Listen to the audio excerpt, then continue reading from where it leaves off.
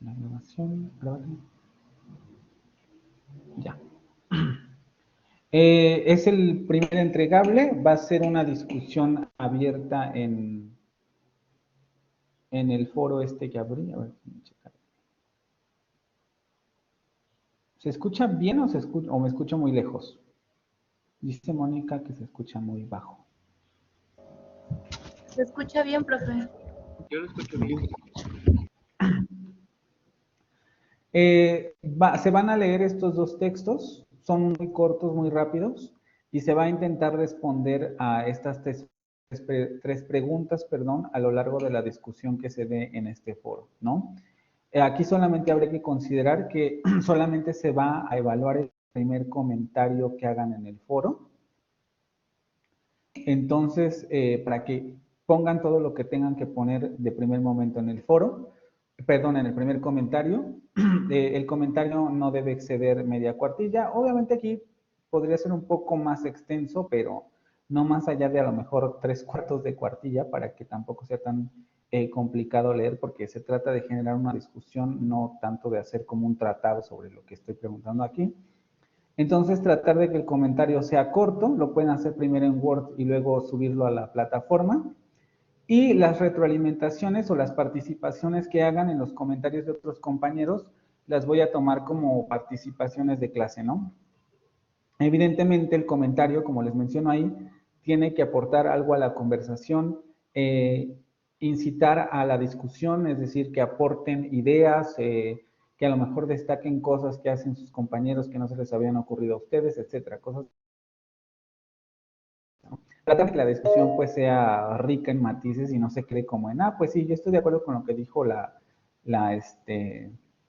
primera autora, ¿no? De eso no aporta demasiado. Ana Cecilia, dime. Profe, ¿dónde está el texto que tenemos que leer? Ahí tienen los links. Aquí donde dice el link, le dan clic y los va a llevar a la liga de lectura. Ok, gracias.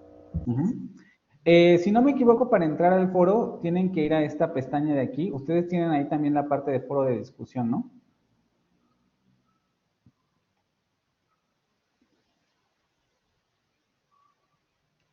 Sí, profe, sí la tenemos. Lo Pero que ya sí no no sé. sé por qué aquí no me aparece, pero déjame ver cuando le pongo desactivado. Creo que tienes que entrar y ahí vas a poner en donde dice crear cadena. Y en donde dice crear cadena vas a subir tu comentario. Asunto, puedes ponerle un título y luego el comentario. Y ya se sube. Y a partir de ahí se comienza a generar el foro. Ok, ¿Sí? gracias, profe. Regreso otra vez al foro de discusión. Entras directamente en el link del foro y en donde dice crear cadena.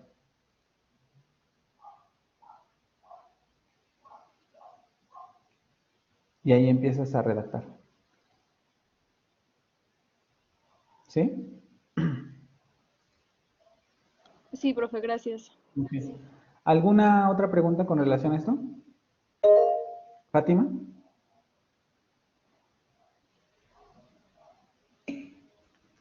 ¿Fátima? ¿Diego?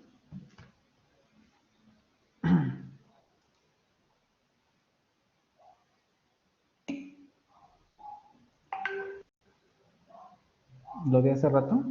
Lo del foro, pues es eso, nada más es lo único que dije, ¿no? Contemplar un poco el asunto si te referías a lo del foro o si te referías a lo de fonética y fonología.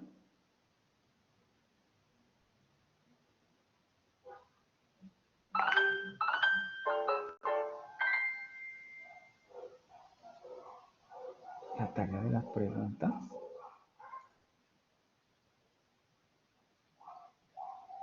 A ver, espérame tantito.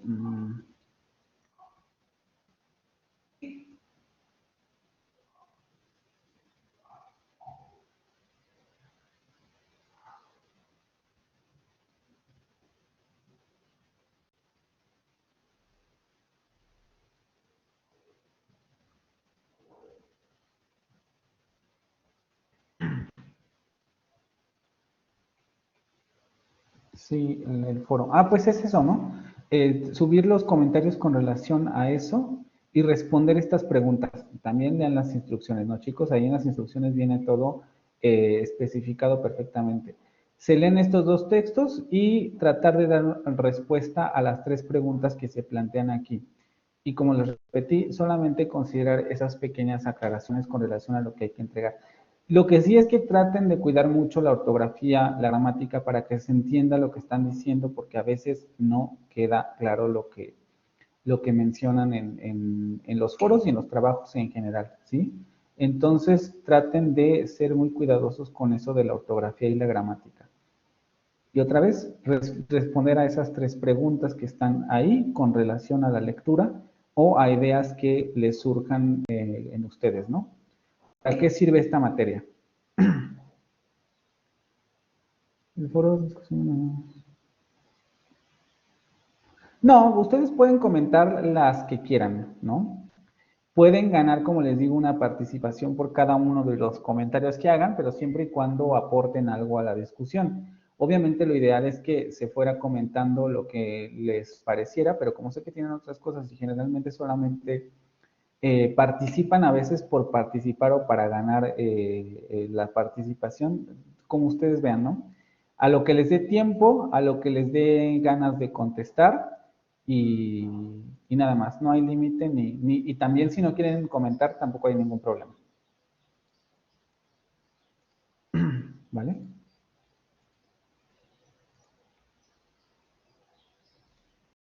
Y ahora sí vamos a pasar al siguiente tema. Me dicen si ya ven la presentación, por favor. Sí, ya saben. Sí. Ok. Vamos a empezar con nuestro momento Unitec.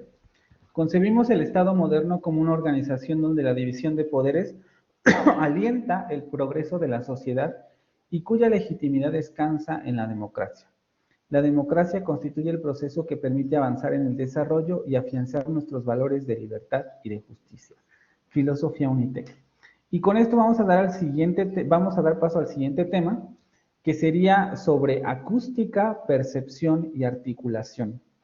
El objetivo de este tema va a ser que el alumno se acerque a los conceptos fundamentales de las 3 ramas en que se divide la fonética a través de la comprensión del funcionamiento del circuito del habla. Y para comenzar, les hago esta pregunta abierta. Ya sabemos que la fonética y la fonología se van a encargar del estudio de los sonidos de una lengua, ¿no? Y ya sabemos también que tienen 2 objetos de estudio diferentes. La fonética se va a encargar de la realización real, vamos a decirlo así, de la emisión sonora, mientras que la fonología se va a encargar de estudiar los sonidos que son pertinentes para un sistema fonológico determinado. Ok. Y la pregunta sería, ¿cómo estudiarías, por ejemplo, ustedes, conociendo eso, cómo se les ocurre que se pueden estudiar los sonidos del lenguaje?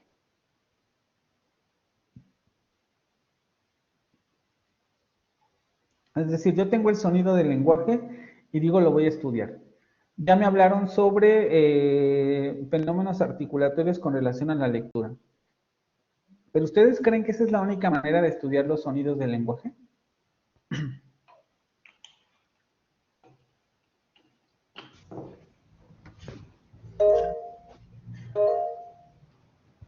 A ver, déjenme ir por partes. Ajá. A ver, Diego. A lo mejor no sé si tenga que ver, pero el cómo se produce, o sea, cómo lo producen o cómo es que lo hace nuestro cuerpo, ¿no? Bueno, en una parte de la lectura hablaba de de cómo se producen los sonidos. Ok, ¿cómo lo hace nuestro cuerpo? ¿Alguna otra idea? Y yo creo que, bueno, esa es mi idea, no sé si haya otra. Ok, a ver, Valerie. Pues tan como lo dice Diego, o sea, sería como primero analizar cómo es que se hace el movimiento, por así decirlo, en nuestros organismos para que se haga el sonido, pero también yo digo que lo Ujú. estudiaría a base de escucharlo y practicarlo. Escucharlo y practicarlo. Ok, ahí ya metiste algo interesante. Mariana. Que pues, o sea, para estudiar los diferentes lenguajes yo creo que todo afecta desde el lugar en donde vives, lo que comes, el clima que haya. No es el mismo acento en Francia que en Canadá, ni Ok. aquí que en España. Entonces todo depende tanto de la geografía como de la alimentación, como dice mi compañera de la anatomía, de pues, no sé, de la manera en la que están formadas tu boca, tu lengua, tu garganta. Entonces todo afecta, dependiendo, todo afecta el sonido. ¿Todos están de acuerdo con Mariana a que todo afecta en el sonido? Es decir, no digo que esté mal su comentario en general, sino de repente me dice la alimentación. ¿En qué sentido la alimentación puede afectar el sonido?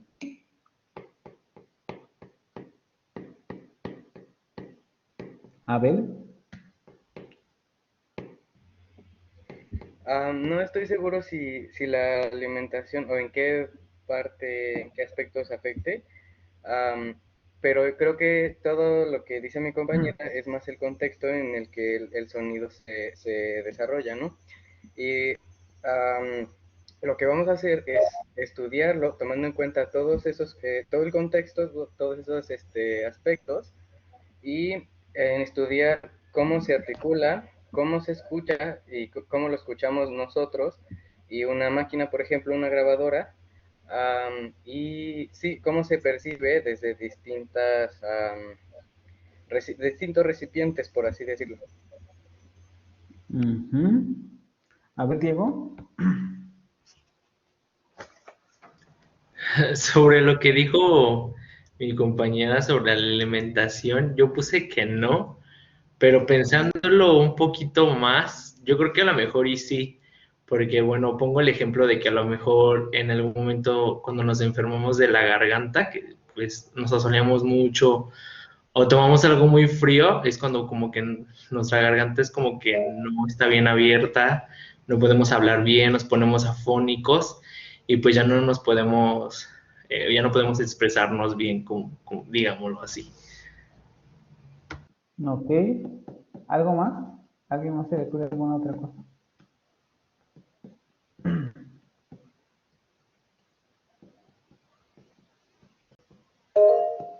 ¿Aline? Sí, profe, yo también creo que depende de qué persona o de qué lugar repliques el sonido. O sea, si quieres aprender un idioma y como que agarras un lugar que te guste para aprenderlo, no sé, yo por ejemplo agarro inglés británico. Cuando Ujú. vayas a otro lugar, a lo mejor se van a confundir o no te van a poder entender bien por lo mismo de que el tipo de sonido que tú haces, porque lo aprendiste de un cierto lugar o de cierta persona, también eso cambia porque no te van a poder entender bien. Ok, pero la pregunta era cómo estudiarlo en el sentido, quizá aquí estuvo, hay que entender el verbo de otra manera. Estudiar quizá no en el sentido, porque ahí no dice estudiar una lengua extranjera o estudiar los sonidos de una lengua extranjera, ahí dice estudiar los sonidos del lenguaje. O sea, desde qué perspectivas podemos abordar el estudio del sonido lingüístico? ¿Sí me explico? Entonces, por ejemplo, el asunto de la geografía es importante para estudiar el sonido lingüístico como tal, por ejemplo. Rodrigo Méndez.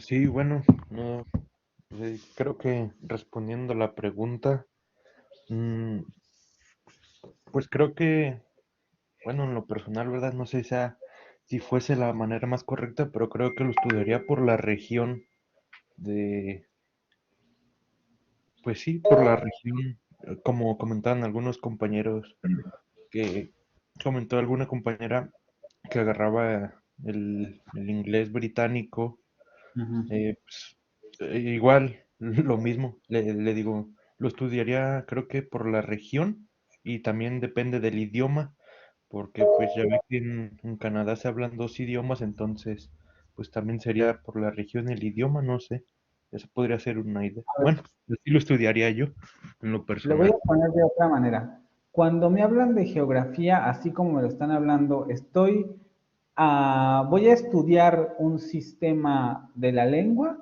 o voy a estudiar la competencia del hablante? La competencia del hablante, ¿no? ¿Segurísimos? Cuando yo voy a Gran Bretaña y digo, voy a estudiar el inglés británico, ¿voy a estudiar la competencia del hablante? Ah, no, no, no. ¿Qué voy a estudiar entonces?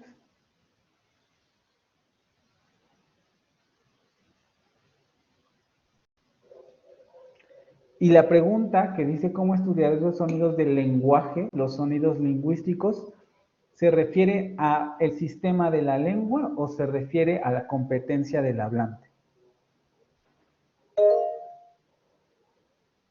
Mariana, es que tienen levantado las manos, no sé si la mantuvieron o quieren participar.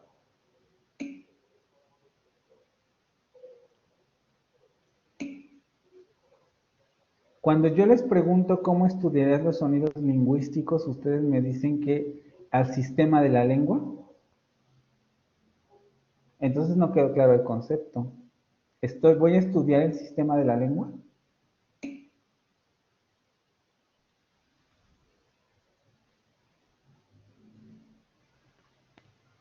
Profe, Ujú. bueno, siento que necesitaríamos estudiar como el tracto vocal, que es el que, pues sí, de los pulmones, ¿no? Pues al momento de Ujú. que entra aire y sacarlo, pues podemos decir, expresarnos, vaya. Entonces lo hacemos de esa manera si queremos, como mencionaba ahorita, aprender el idioma en Gran Bretaña.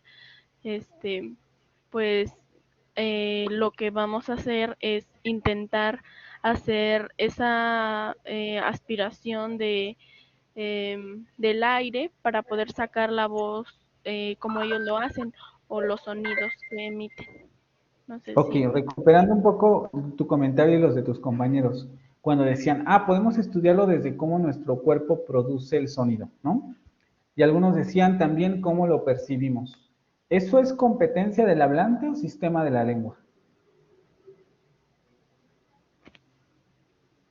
Creo que es sistema de la lengua, porque es la que manejamos para que podamos emitir ciertos sonidos y sí podamos expresar lo que realmente, hasta a veces para hacer eh, como el sonido de pregunta, tenemos que modular de una cierta forma para que quede recalcado que es pregunta. No sé si me explico. Ujú. A ver, ¿quién ha pasado? Perdón, Daniela Díaz. ¿Sistema de la lengua o competencia del hablante? Bueno, retomando lo que dijeron mis compañeros, si nos basamos específicamente en la geografía y en una región en especial, yo creo que sería sistema de la lengua porque estamos estudiando específicamente la lengua que comparte una comunidad y cuando nos Exactamente. basamos en el sonido sin enfocarnos en una comunidad, entonces estamos estudiando la competencia del hablante. Exactamente. Exactamente. Si nos basamos en un criterio geográfico para estudiar la lengua, estamos ante el sistema de la lengua porque claro, ahí se habla francés, ahí se habla inglés británico, ahí se habla español, bla, bla, bla. Ahí se habla sueco, qué sé yo. Estamos enfocándonos en un sistema lingüístico particular y vamos a realizar el estudio de ese sistema lingüístico particular. Por eso aquí la pregunta si dijera, ¿cómo estudiarías los sonidos del francés? Eso es otra cosa. Porque entonces ahí estaríamos ante el sistema de la lengua. Pero si yo digo, ¿cómo estudiarías los sonidos lingüísticos? Estoy ante la competencia del hablante porque no me estoy refiriendo a ninguna lengua en particular. Y algunos de ustedes dieron respuestas bastante cercanas a la respuesta correcta, en el sentido de, claro, podemos estudiarlo desde cómo se produce a cómo lo recibimos. Y para entender estos conceptos es indispensable regresar a uno de los conceptos que ustedes ya manejan desde la secundaria, que sería el circuito del habla. Como saben, pues, el circuito del habla es la situación comunicativa como tal. Aquí estamos hablando, y en específico, cuando hablamos de sonidos lingüísticos, estamos hablando de una interacción real uno a uno, ¿no? Bueno, pueden ser más, ¿no? 20 a 1, 20 a 20, como sea. Pero estamos hablando de la situación real en donde la otra persona va a retroalimentar o va a... Sí, me voy a comunicar con esa otra persona mediante la retroalimentación a través del lenguaje hablado. Francés, italiano, español, el que sea.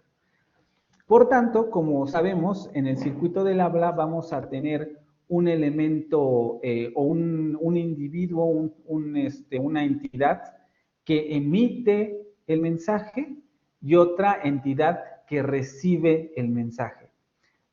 Son dos componentes esenciales del momento de comunicación. Aquí lo representé con estas dos caritas. Pero es importante realizar distinciones con relación a esto, ¿no?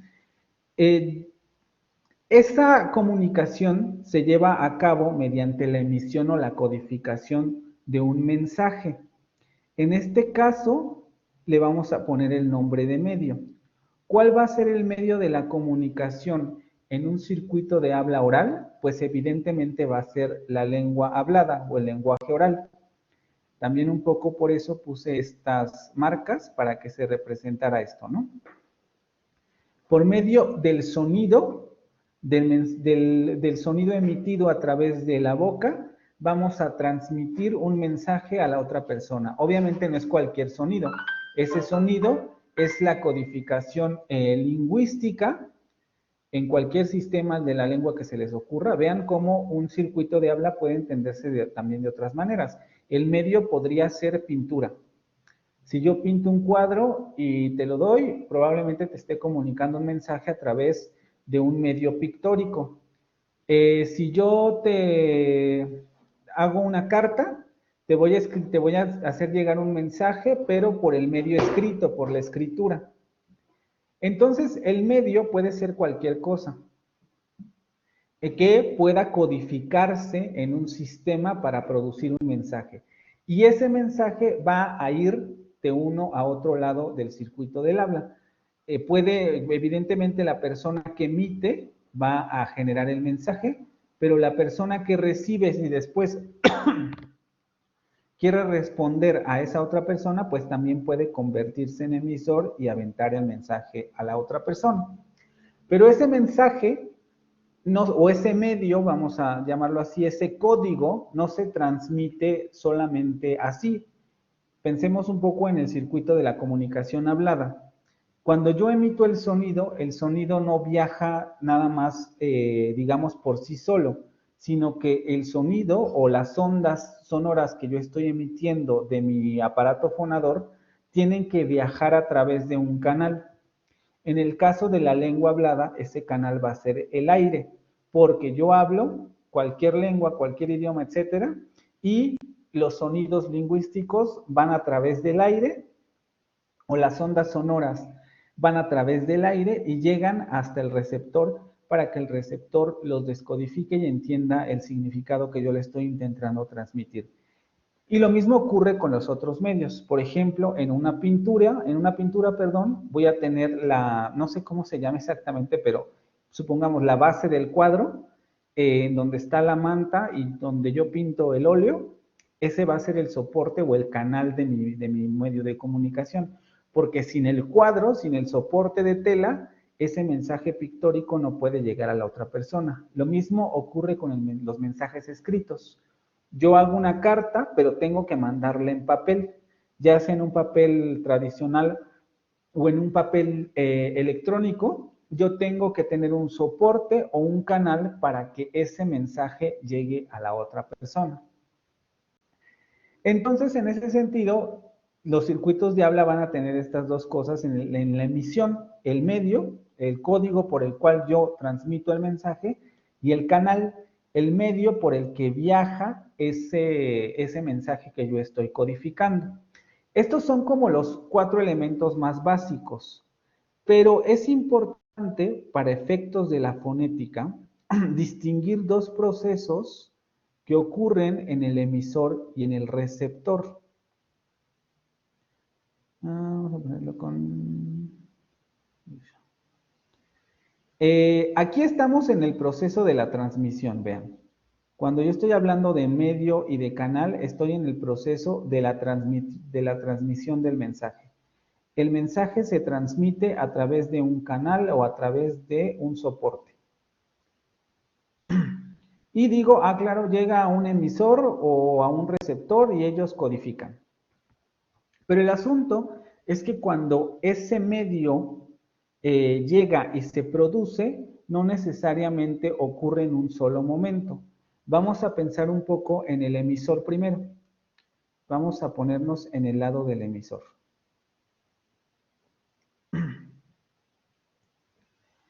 El emisor tiene ganas, vamos a decirlo así, de transmitir un mensaje.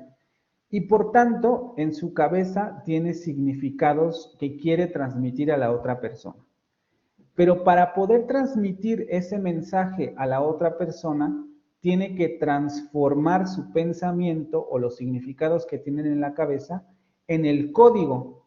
Tiene que haber un proceso de transformación de esos significados en el código en el que va a lanzarle a la otra persona para generar los sentidos que quiera transmitir, ¿no? Entonces, el emisor va a tener dos procesos. Va a tener un momento de codificación psicológica, en el sentido de, tengo que pensar qué mensaje voy a hacer, y luego va a tener que escoger la manera en que va a emitir ese sonido, ese mensaje. Pensemos en el circuito de habla oral. Yo pienso el mensaje, ojo, este pensamiento es de microsegundos, o sea, es muy rápido, ni siquiera nos damos cuenta.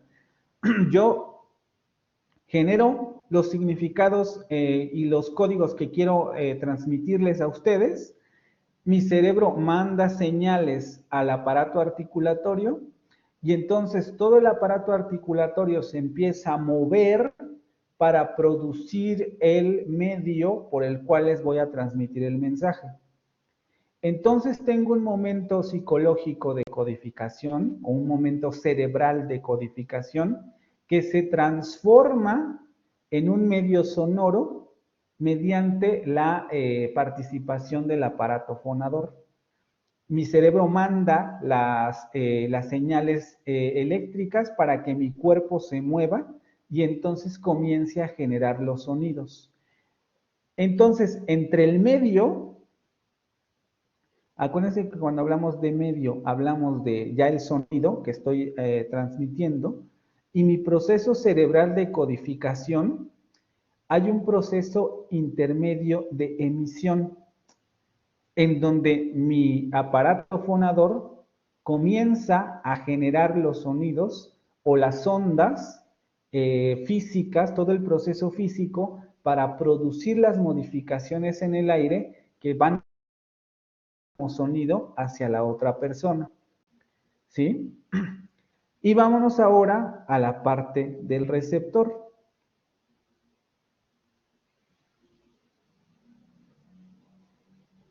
En el receptor, ¿hasta aquí queda claro?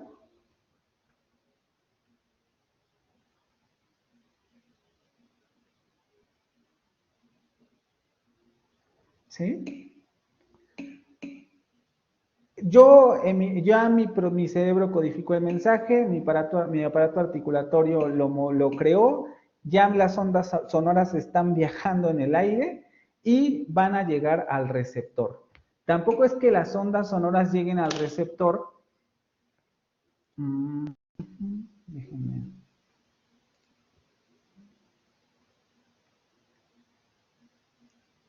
Tampoco es que las ondas sonoras lleguen al receptor de manera directa y ya se hizo el significado, sino que el receptor, pensemos otra vez en el circuito de habla oral, va a recibir esas ondas sonoras a través de su órgano auditivo, el oído, y entonces el oído va a generar un proceso de transformación que va a emitir otra vez ondas eléctricas al cerebro, que va a decodificar el mensaje en el sentido de voy a brindar significado y voy a distinguir,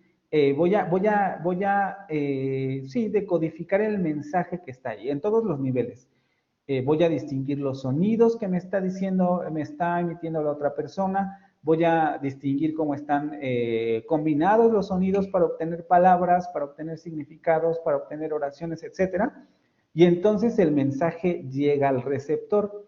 Vean cómo también de ida, es decir, cuando llega el mensaje a nuestros oídos, tenemos un proceso de recepción y de transformación. El órgano auditivo es un órgano receptor que transforma esa señal acústica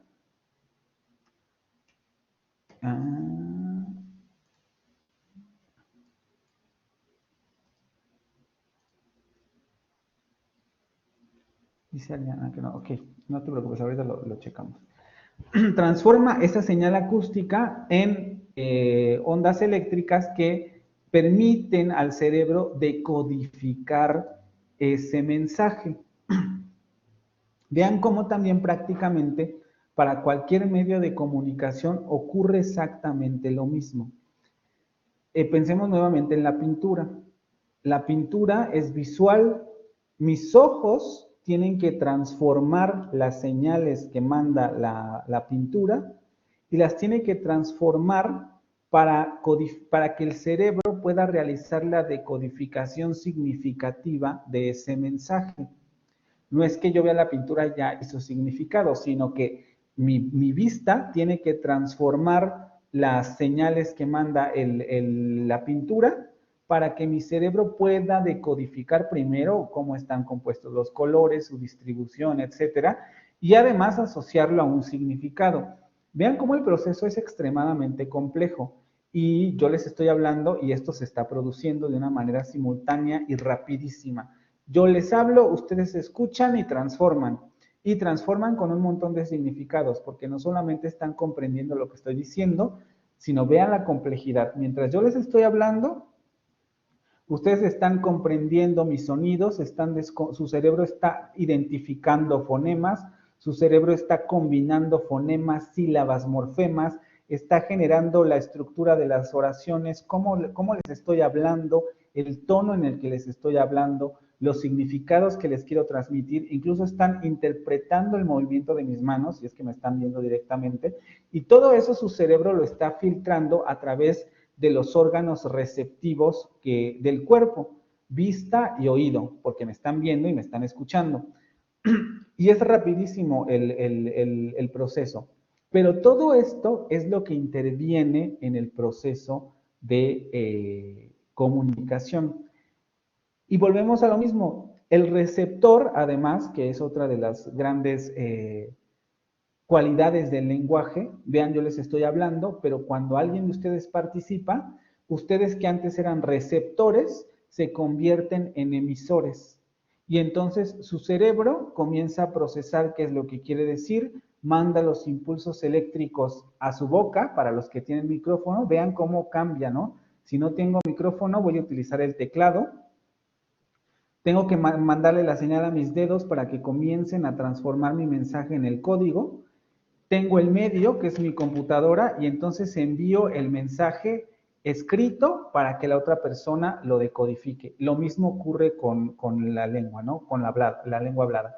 Ustedes se transforman en emisores, abren su micrófono, comienza el proceso de articulación, viaja la onda sonora, llega a mis oídos y mis oídos decodifican ese proceso o realizan la transformación de ese proceso auditivo a la decodificación de lo que me están diciendo, ¿vale?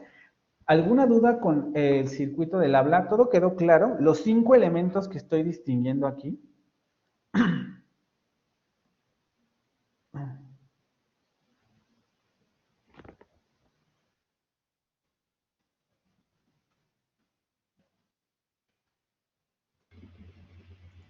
Sí, todo claro. Ok. Nada más para especificar los 5 elementos.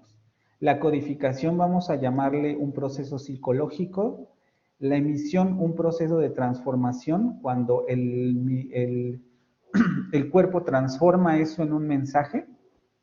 El medio, que va a ser el medio que yo escoja para transmitir este mensaje, por ejemplo, en el caso de la lengua hablada, el oral, o el sonido, perdón. El canal, que sería por donde viaja el medio. Luego el proceso receptivo, que hace el oído. Y el proceso psicológico de decodificación, que es la transformación que hace el cerebro de ese sonido a un mensaje lingüístico significativo, ¿vale? Por tanto, podemos llegar a las siguientes conclusiones.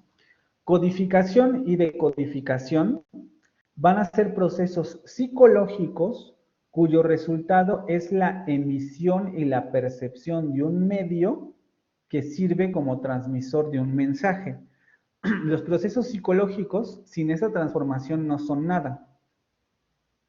Necesitan una transformación en términos de transformar ese mensaje significativo en un código material. Y ese es el proceso que van a realizar los órganos articulatorios o incluso los motrices, ¿no? Y esos dos, codificación y decodificación, son procesos psicológicos. La fonética y la fonología se encarga del estudio del medio y de su papel en la comunicación. Es decir, si yo me hago, porque yo me puedo hacer a partir de la distinción de esos 5 elementos que les señalé aquí, déjenme borrar este. Codificación, emisión, medio, canal, recepción y decodificación, yo puedo plantear 5 preguntas con relación al sonido o al código de habla a través del sonido. Me puedo preguntar, ¿cómo se codifica el medio? Pero si yo hago esa pregunta, estoy en este nivel. En el nivel de la codificación, en el nivel psicológico, porque yo puedo decir, bueno, usted codifica el medio de manera que usted busca las palabras en su cabeza, busca los morfemas, los fonemas, busca los significados que quiere transmitir, ordena sus ideas en la cabeza, etc. Así se codifica el medio. Este no es objeto de estudio de la fonética de manera directa. Este es estudio de la psicolingüística. Vamos a meter aquí.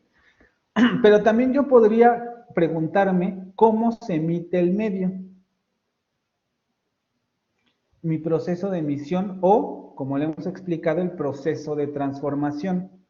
¿Cómo se transforman esas señales eléctricas para emitir un código? Y esto sí lo estudia la fonética.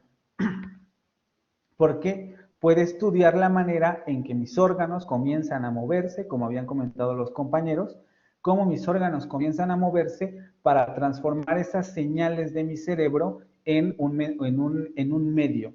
Pero solamente estamos, recuerden, todavía en el ámbito del movimiento. Apenas mi cuerpo se está moviendo. De ahí el asunto de la articulación, órganos articulatorios, aparato fonador, etcétera, porque estamos estudiando la manera en que mi cuerpo va a producir el medio. Pero también me puedo preguntar, ¿qué es el medio? ¿Qué es el medio? Que sería la onda sonora. Pero vean cómo el medio no se puede desligar del canal. ¿Sí? El medio va en su canal. La onda sonora no viaja sin el aire o sin alguna superficie en la que pueda distribuirse.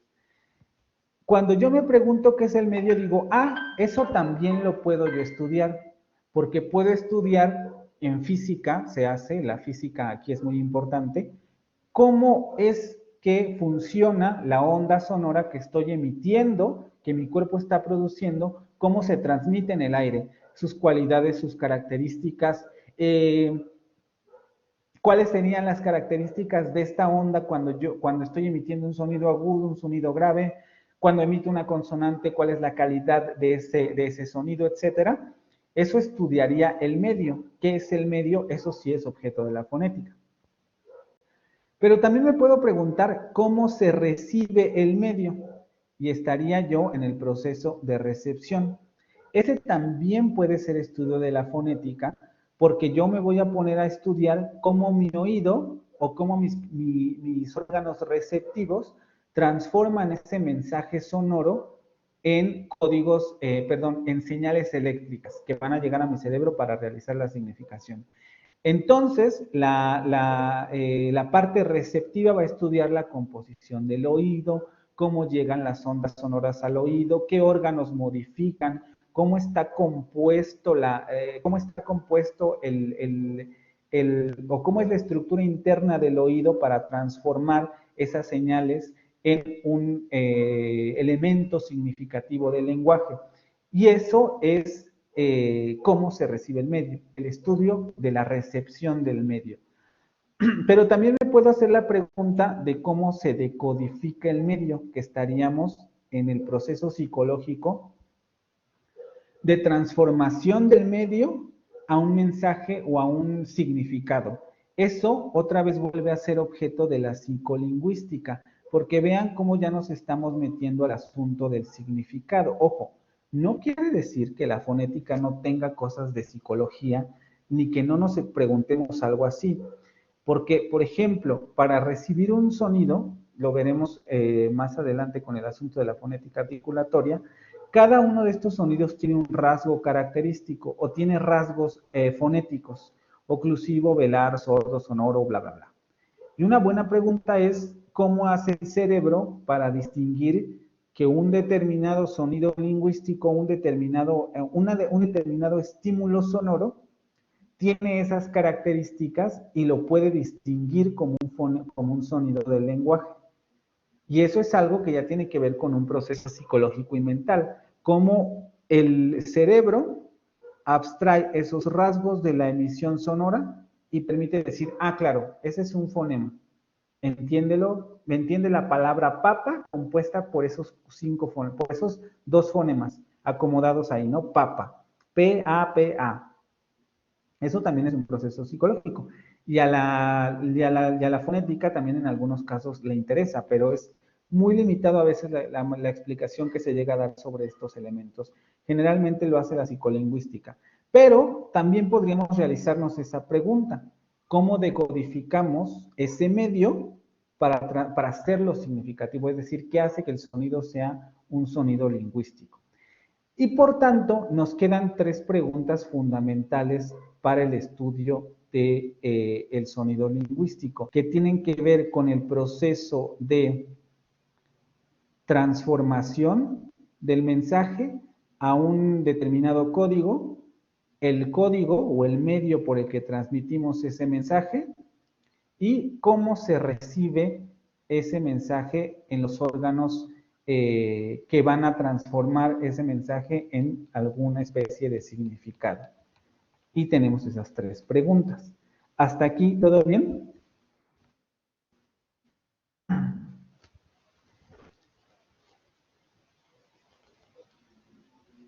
¿Alguna duda?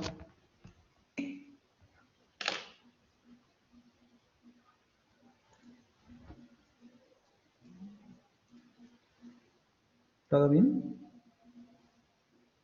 Y vean cómo no estoy hablando de ninguna lengua en particular, ¿sí? Solamente estoy hablando del proceso de emisión, recepción y de la naturaleza del sonido lingüístico.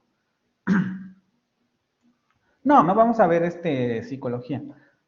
Esto nos sirve para introducir justamente el hecho de que la fonética se subdivide en tres ramas. La primera rama va a ser la que se denomina fonética acústica. Vamos a ir por partes.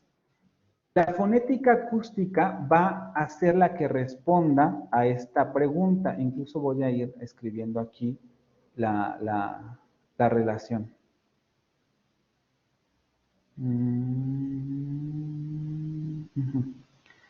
A esta pregunta.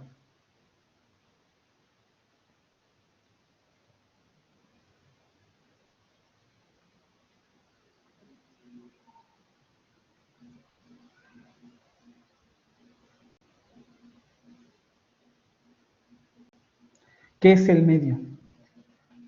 Porque va a estudiar los componentes de la onda sonora de los sonidos articulados para determinar cuáles de estos componentes son imprescindibles para reconocer como tal un sonido del lenguaje.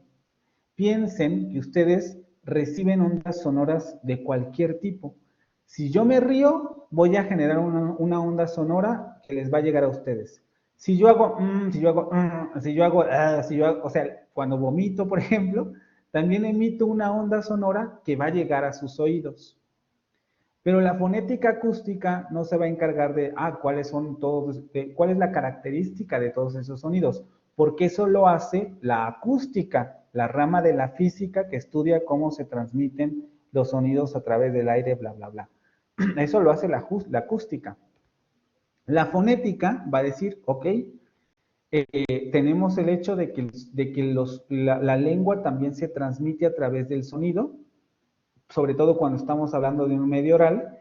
Entonces necesitamos saber cuáles son los rasgos de esa onda sonora o cuáles son las características de esa onda sonora que permiten distinguir un sonido lingüístico de uno que no lo es. Pensemos, hagamos uso de la imaginación. Si yo les estoy hablando y de repente pongo música a todo volumen, la pregunta sería, ¿cómo distinguen ustedes? Porque lo van a hacer, evidentemente si la pongo a todo volumen como para que no me escuchen, pues no me van a oír, pero si yo pongo la música moderadamente alta para que me sigan escuchando, ustedes van a entender que lo que yo estoy generando va a ser un sistema lingüístico y van a poder aislarlo de la música de fondo que yo esté poniendo. E incluso en términos de atención, si la canción tuviera letra, ustedes van a poder poner atención a lo que yo estoy diciendo, o eso sería lo ideal, y no a lo que está diciendo la canción. Entonces la fonética acústica va a decir, si estuviésemos en un contexto de esa naturaleza, en donde solo tenemos música y tenemos lenguaje, ¿cuáles son los rasgos característicos de esa onda sonora que le permiten al cerebro del receptor distinguir qué es un sonido del lenguaje y qué no es un sonido del lenguaje? O todavía más, en términos acústicos, ¿cómo podemos distinguir entre una vocal y una consonante? ¿Cómo podemos distinguir entre una vocal abierta y una vocal cerrada? Es decir, cómo esos rasgos están involucrados o están codificados, vamos a decirlo así, en la propia onda sonora, ¿sí? Pero evidentemente la fonética acústica no puede partir de cero, porque esto ya es la acústica ya es una rama de la física y además es muy útil. Entonces, la fonética acústica parte de conceptos de esta naturaleza. El primero de ellos es el sonido. Para entender el lenguaje debemos entender que se transmite por el sonido. Y otra vez aquí repito, el sonido en el sentido de que ustedes diariamente reciben una cantidad impresionante de estímulos sonoros y no todos esos estímulos sonoros son lingüísticos. Si escuchan el pitido de la basura, como luego suele pasar cuando estamos en estas clases, ustedes se darán cuenta que eso es un sonido, pero no es un sonido lingüístico, ¿no? Tiene un significado, pero no forma parte del sistema fonológico del español. Si ustedes escuchan a mi perro o escuchan a mi gato, ocurre exactamente lo mismo. Es un sonido, pero eso no quiere decir que esos sonidos, se acaba de apagar mi cámara, ¿verdad?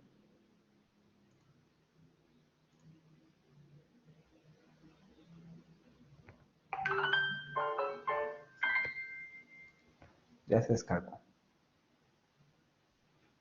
Ok, no quiere decir que esos sonidos tengan un significado fonológico, pero esos siguen siendo estímulos. Entonces, al igual que esos sonidos, pues evidentemente la lengua también funciona de esa manera, es un sonido. Y el sonido se define en términos acústicos como el conjunto de vibraciones que alteran el aire y cuya decodificación es efectuada por nuestro cerebro en cuanto estas vibraciones son percibidas por los órganos de la audición. Vamos a ver un video con relación a esto para que quede muy claro a qué nos referimos con esto. El sonido es una onda sonora, es una onda física y no se convierte en sonido como tal hasta que no llega a nuestro cerebro. Eso es muy importante. El sonido es una onda.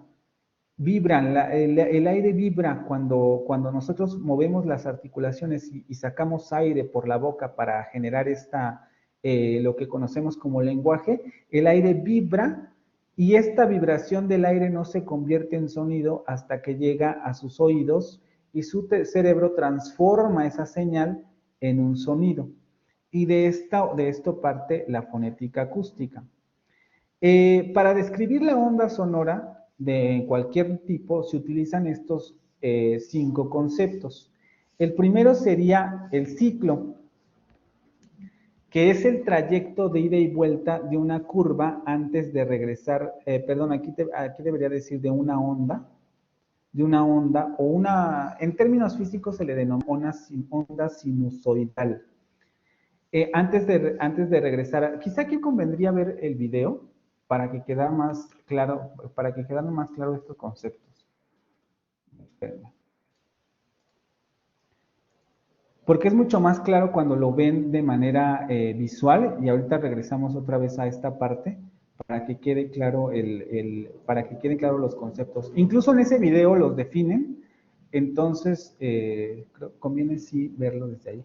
Algunos de los videos que les voy a presentar ya son bastante viejitos, pero es porque en realidad es muy difícil encontrar buenos videos con relación a estos temas, sino es más bien como de youtubers que pues es lo mismo que estar en una clase, ¿no? Y lo que nos interesa es ver estos fenómenos de manera visual. Entonces voy a compartir con ustedes algunos videos. También veremos un documental. Ese sí es más reciente, pero este que les voy a compartir sí tiene ya sus años. Espérenme tantito.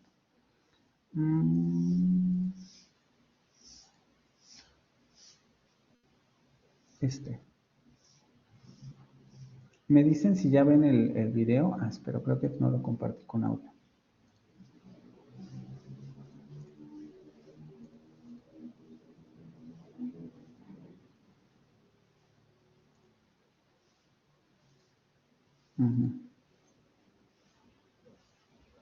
¿Ya ven la pestaña de YouTube?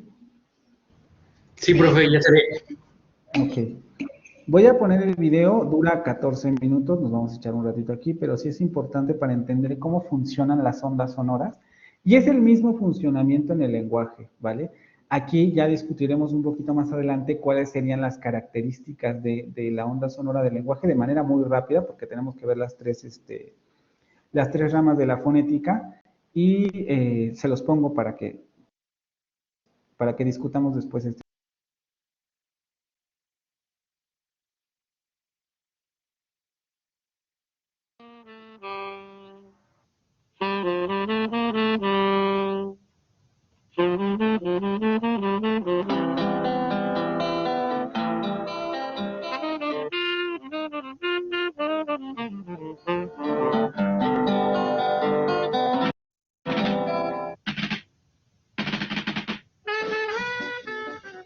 Ciencias físicas, sonido, energía y movimiento de ondas.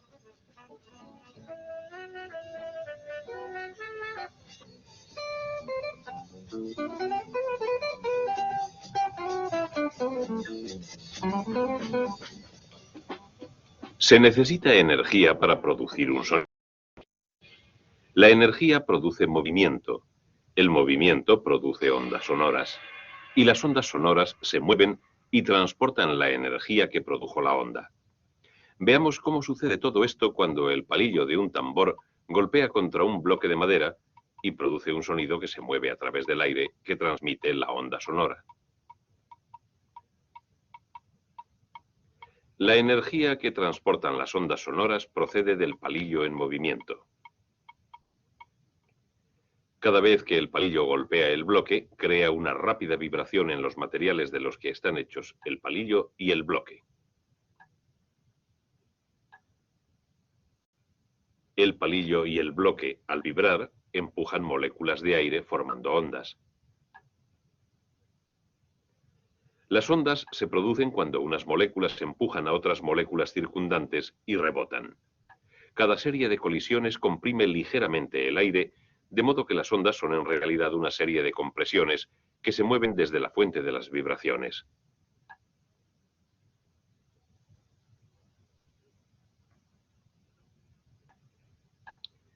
Una única molécula de aire se mueve simplemente hacia arriba y hacia atrás cuando las ondas sonoras atraviesan el aire. Si pudiésemos teñir con tinta la molécula y dejar que hiciese su movimiento hacia atrás y hacia adelante contra una hoja de papel que se moviese formando un ángulo recto con ella, obtendríamos una curva llamada onda sinusoide.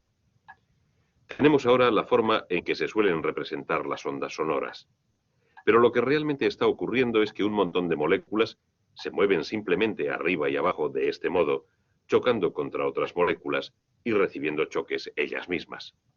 Y todo este movimiento atrás y adelante de las moléculas produce una serie de compresiones que se transmiten desde la fuente de las vibraciones en todas direcciones. Y así es como viaja una onda sonora. La velocidad del viaje depende de lo deprisa que se pueda transmitir la energía de la vibración. Las moléculas de aire están relativamente separadas, de modo que el sonido viaja más despacio por el aire que por un medio más denso, como el agua. Generalmente, cuanto más denso es el medio, más deprisa viaja el sonido a través de él. Pero si no existe un medio, las ondas sonoras no pueden viajar. Así que, aunque una onda sonora tuviese la energía suficiente para llegar hasta lo más alto de nuestra atmósfera, como podría ser el caso de la onda sonora producida por la erupción de un volcán, jamás conseguiría salir al espacio exterior. Y las ondas sonoras producidas por la erupción de un volcán en Io, la luna de Júpiter, jamás podrían alcanzar la Tierra. Naturalmente, las ondas sonoras no son sonidos, son solo ondas de compresión en un medio. No somos conscientes de ellas como sonidos hasta que nuestros oídos las reciben. Las ondas de compresión pasan como vibraciones a través de las delicadas partes internas de nuestros oídos. Las vibraciones se convierten luego en señales eléctricas transmitidas por el nervio auditivo hasta nuestro cerebro, y es solo en nuestro cerebro donde estas señales son interpretadas como sonidos. Cuando oímos sonidos, percibimos muchas diferencias que nos ayudan a distinguir un sonido de otro.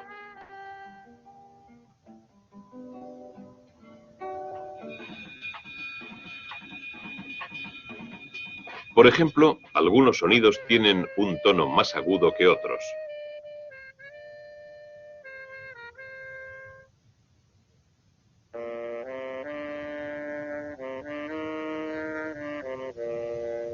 Los sonidos también difieren en su fuerza.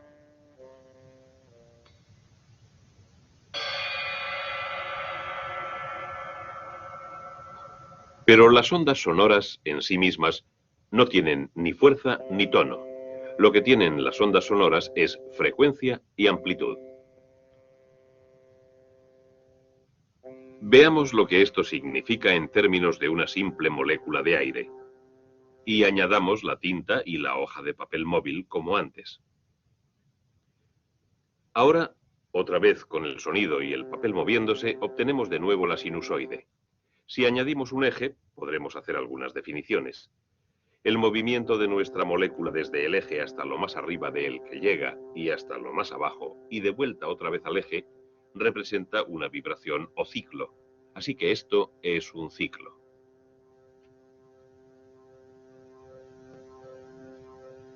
La frecuencia de una onda sonora es la medida de cuántos ciclos por segundo produce la onda en el medio a través del cual viaja. Cuando la frecuencia de una onda sonora aumenta, más ondas por segundo golpean nuestros oídos y oímos un sonido de tono más agudo. Cuando la frecuencia desciende, oímos un tono más grave. Siempre que dos sonidos tienen el mismo tono, se debe a que las ondas sonoras que los han originado tienen la misma frecuencia.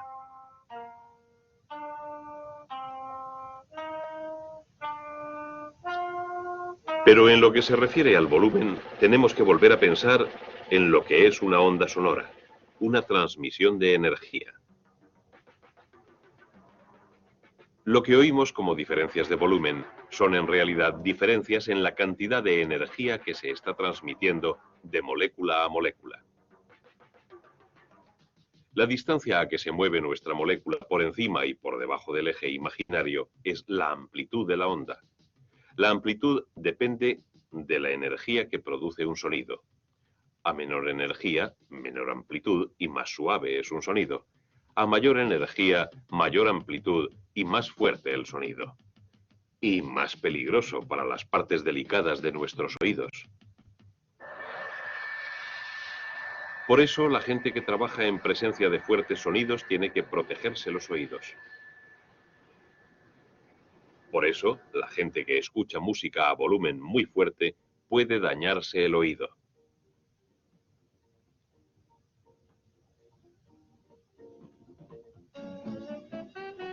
La fuerza de un sonido, la amplitud de la onda sonora, se reduce a medida que ésta viaja y se esparce. La onda, al expandirse, pierde gradualmente toda su energía, pasándosela a las moléculas del aire que atraviesa. Así que cuanto más lejos viaja una onda sonora antes de que la oigamos, más suave suena. Una onda sonora perderá su energía más deprisa cuando atraviesa un medio que sea más denso que el aire, como el vidrio de una ventana o el material de una pared. El medio que atraviesan las ondas sonoras tiene un efecto sobre ellas, y también lo tiene el material que vibra para producirlas.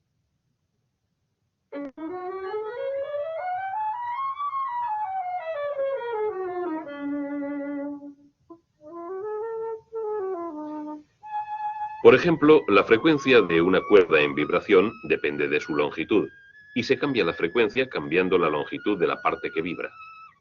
Esto se advierte moviendo los dedos arriba y abajo sobre la cuerda de un violín.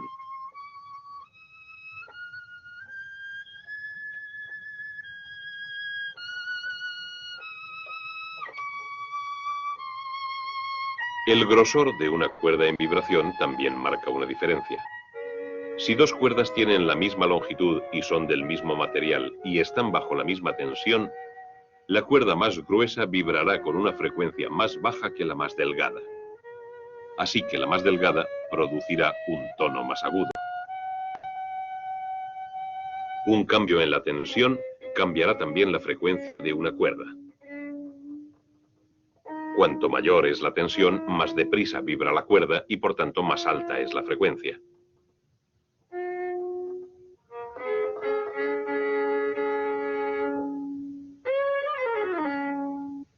En los instrumentos de viento, la sustancia que vibra es el aire que hay dentro del mismo instrumento.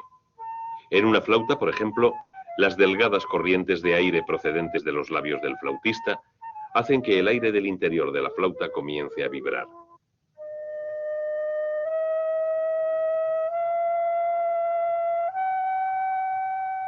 Al tapar los diferentes orificios, se cambia la longitud de la columna de aire que vibra, y eso cambia la frecuencia del sonido que se produce. De esta forma, más o menos, se controla la frecuencia en todos los instrumentos de viento.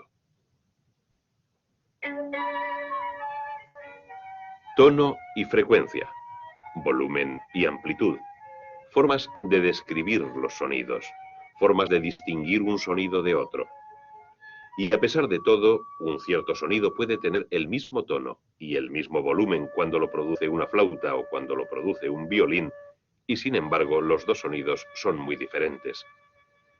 Difieren en lo que se llama timbre. El timbre de un sonido es el resultado de la combinación de diferentes frecuencias. Parte del timbre de un violín procede de su cuerpo y parte de sus cuerdas.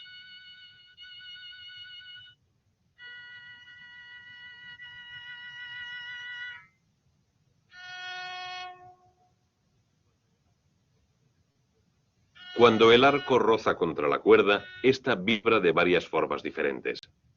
El tono que oímos es una frecuencia fundamental producida cuando vibra la completa longitud de la cuerda. Pero al mismo tiempo, secciones de ella se ponen en vibración a diferentes frecuencias, que son múltiplos exactos de la frecuencia principal. Estas frecuencias adicionales de vibración, llamadas armónicos, dan a las cuerdas su sonido especial. Los puntos que separan cada sección vibrante se llaman nodos. En ellos no se produce ninguna vibración. Los armónicos suelen ser de tono más agudo y de volumen más bajo que el tono fundamental. Estos armónicos son parte de lo que da al sonido del violín su timbre único. Pero la totalidad del timbre se produce cuando las ondas sonoras creadas por las cuerdas del violín producen vibraciones en todo el instrumento.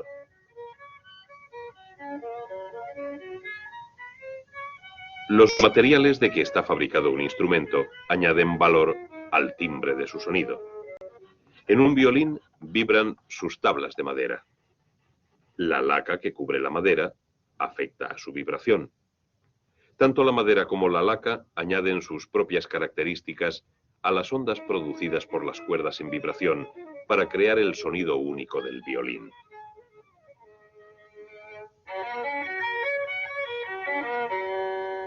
Cada fuente de sonido tiene sus propias pautas distintivas de ondas sonoras.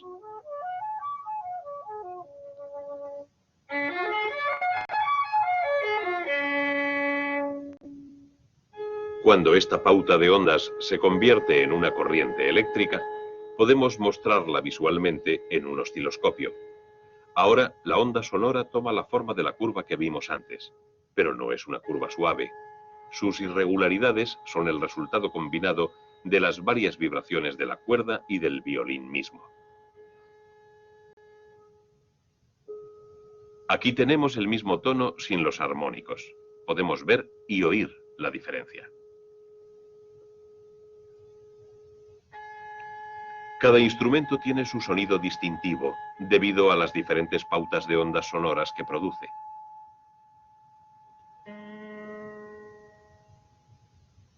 De modo que lo que tenemos es una forma de energía transmitida a través de un medio, por unas ondas cuyas variaciones percibimos como diferencias en el tono, en el volumen y en el timbre. Lo que tenemos es sonido.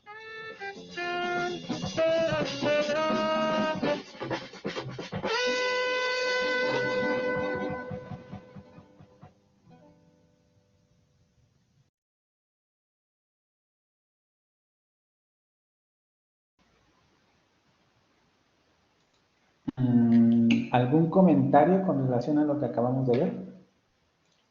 Antes de regresar a la... Los videos, de todos modos, los volveré a compartir en el repositorio de la clase. Ya los vamos a empezar porque ya voy a compartir la presentación, entonces ya también comenzaré a compartir los links. Les voy a compartir tanto el que vemos de Historia de la Lingüística como estos que veamos ahorita. ¿Algún comentario con relación a lo que acabamos de ver? ¿Ya conocían las ondas de sonoras? ¿Ya sabían cómo funcionaban? Varios de los conceptos de ese video los vamos a retomar en las siguientes, sobre todo con el sonido lingüístico en términos articulatorios. Veremos cómo, más que ver, porque es muy difícil verlo en términos físicos, pero se puede notar claramente cuando lleguemos a esa parte articulatoria que todo el aparato fonador funciona de la misma manera que un instrumento musical, ¿no? Tenemos una fuente de energía, que serían los pulmones, ya llegaremos a esa parte. Vamos a tener una fuente de sonido, que serían las cuerdas vocales. Y luego vamos a tener resonadores, como por ejemplo el cuerpo del violín que señalaba el autor, que van a ser las cavidades, la boca, la nariz, etcétera, los dientes, y todos esos van a funcionar como resonadores. Entonces, prácticamente la voz funciona de la misma manera, ¿vale? Pero regresando un poco a este tema de las ondas como tales, ¿algún comentario?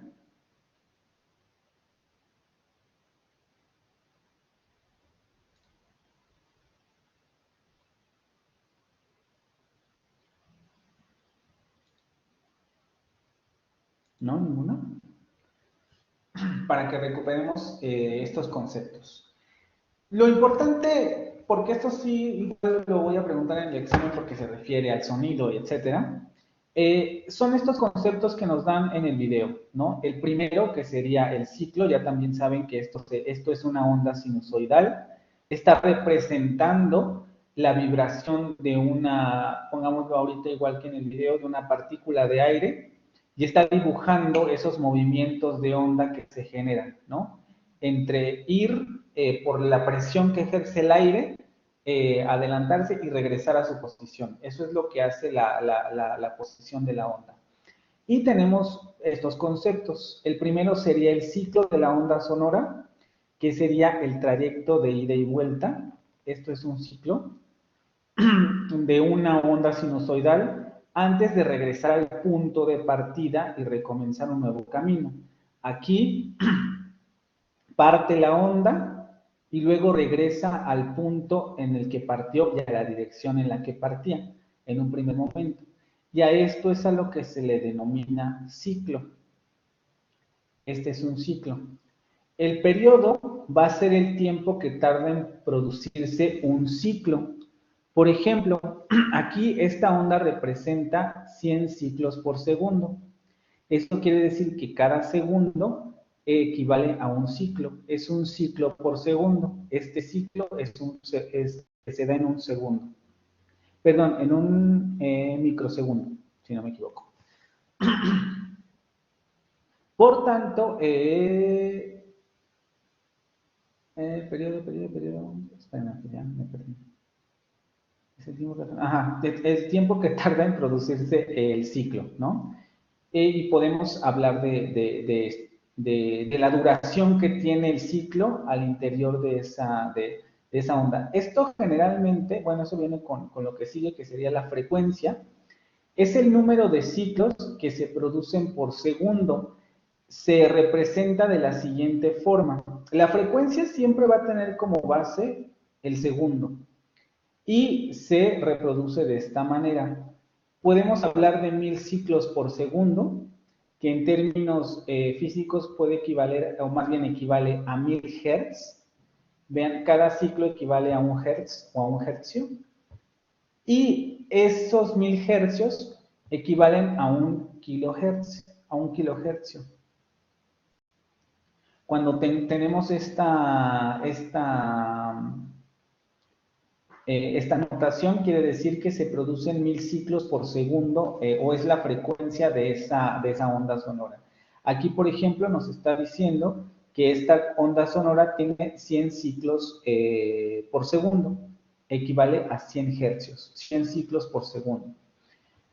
Y luego tenemos también el concepto de amplitud, que sería la distancia que hay entre el punto inicial de la onda. Aquí pongamos que esta línea, como la que trazó el físico en el video, es el punto inicial, y la amplitud de la onda es la distancia que hay entre ese punto inicial y el punto máximo de alejamiento de la onda. Es decir, esto. Esta es la amplitud de la onda, y de la misma manera hacia el otro lado. Esta es la amplitud de la onda. Ese es el tamaño de la amplitud. Y como vimos en el video también, las ondas pueden ser más o menos amplias, ¿no? Podríamos tener a lo mejor una onda sonora demasiado amplia con relación a lo mejor a esta que está aquí. Entonces la amplitud varía. Y la intensidad va a ser la energía o potencia acústica de una onda, y está en función de la frecuencia y la amplitud. Es decir, también un poco como decía en el video, si tenemos mayor energía o la onda tiene mayor frecuencia y tiene una mayor amplitud, va a tener una intensidad mayor. Esto se nota en los agudos, ¿no? Los agudos tienen una amplitud de onda muy alta, y cuando los escuchamos a veces incluso llegan a lastimar. No todos, ¿no? Pero se escuchan de forma muy intensa. Si piensan a lo mejor en los agudos que puede lograr Mariah Carey, vemos eso, ¿no? La intensidad va creciendo conforme va llegando a los agudos, porque percibimos esos sonidos de manera más intensa. Y estos son en realidad pues los conceptos más básicos e importantes sobre la onda que sirven a la lingüística, porque esto mismo se va a aplicar a los sonidos del lenguaje, que es la diapositiva que sigue. El asunto con el sonido lingüístico es que en este caso estamos hablando de una onda simple. Una onda simple tiene estas características. Pero como vieron, existen ondas que se denominan compuestas, o de mejor, o dicho de otra manera, ondas periódicas compuestas, como el ejemplo que daban en el video sobre la cuerda del violín. La cuerda del violín produce una onda compuesta porque toda la cuerda, como se veía en esa imagen, vibra. Primero tenemos la vibración de toda la cuerda, en el sentido de que ella misma genera un ciclo. Pero la mitad de la cuerda, cuando se toca el violín o la guitarra o cualquier instrumento de cuerda, va a tener también una vibración propia. Y la tercera parte de la cuerda va a tener también una vibración propia. Es decir, la propia cuerda de la guitarra o del violín va a vibrar a diferentes frecuencias. Y eso es a lo que se le denomina onda compuesta, porque va a producir diferentes frecuencias de onda, ojo, en el mismo tono. Incluso déjenme ver si puedo regresar al video para que esto quede más claro. La imagen sobre todo.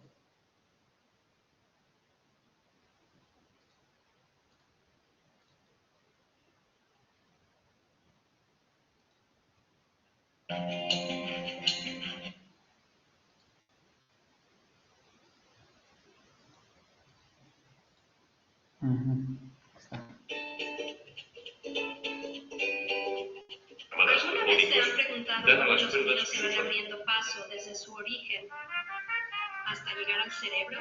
No, esperen.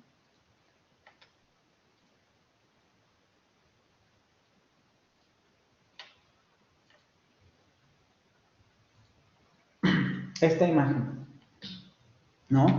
Esta imagen justamente hablaba de la cuerda y decía, ve cómo la cuerda en un principio tiene está vibrando toda la cuerda en una misma onda, pero al interior de la cuerda tenemos vibraciones distintas.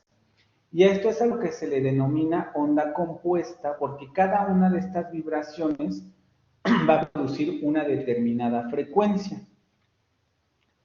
Volviendo al asunto de los sonidos del lenguaje también son ondas compuestas, porque igual como dice aquí el video, en la definición, a esa primer onda que genera ¿sí alcanzan a ver mi mouse? No, ¿verdad?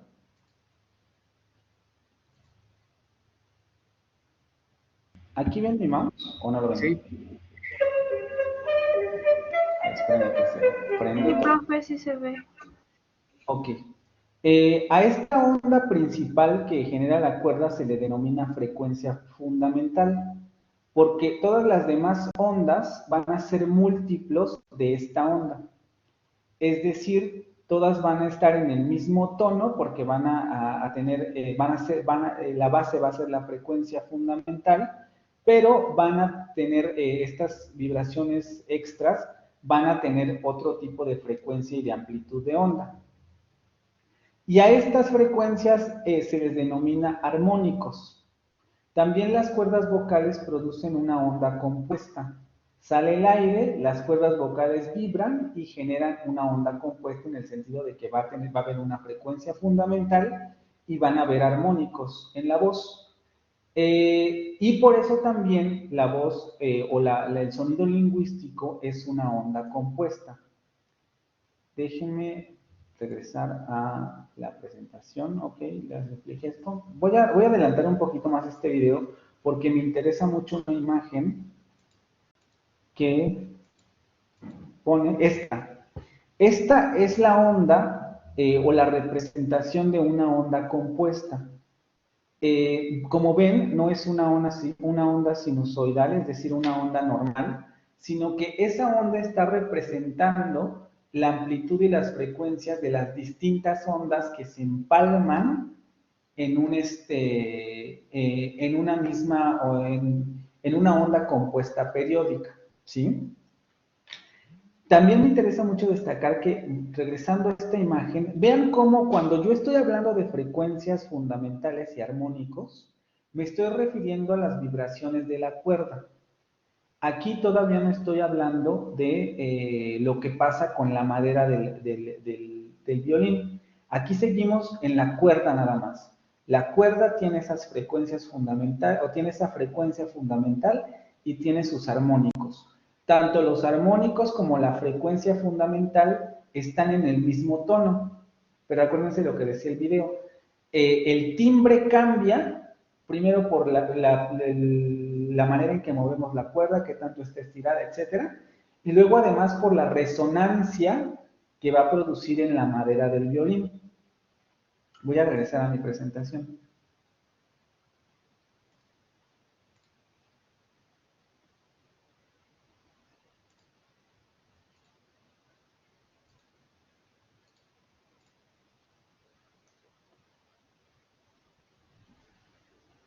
El sonido lingüístico, al ser una onda compuesta, aquí no me voy a meter a todos los detalles porque es muy complejo, porque evidentemente, vale, es una onda compuesta, entonces se producen armónicos, se produce la frecuencia fundamental, pero además por lo mismo, también tenemos el fenómeno de que la voz adquiere resonancia cuando choca con las paredes de las cavidades supraglóticas.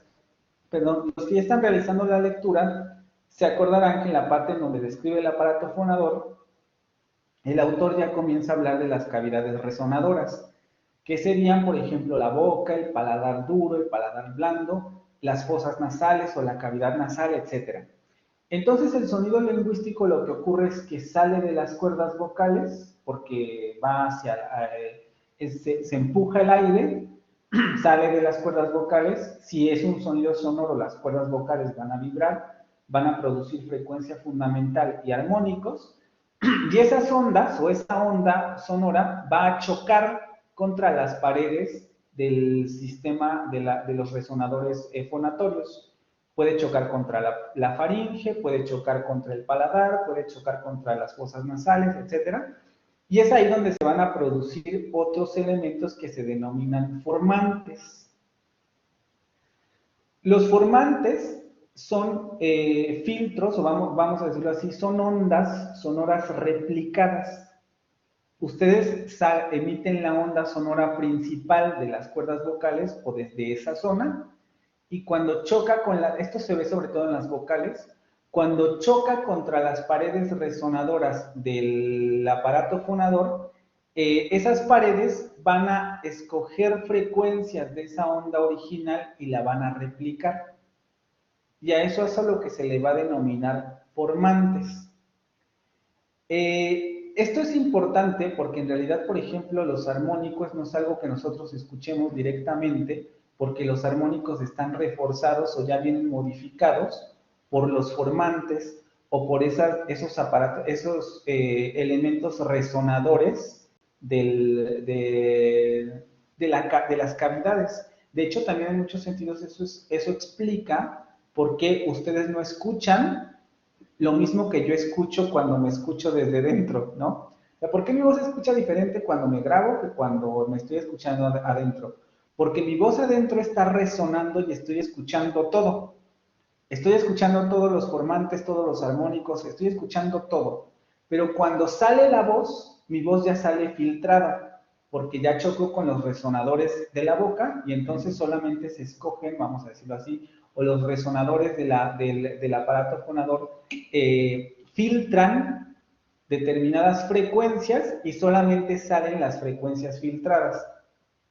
A eso es a lo que se le denomina formantes. Déjenme regresar al chat.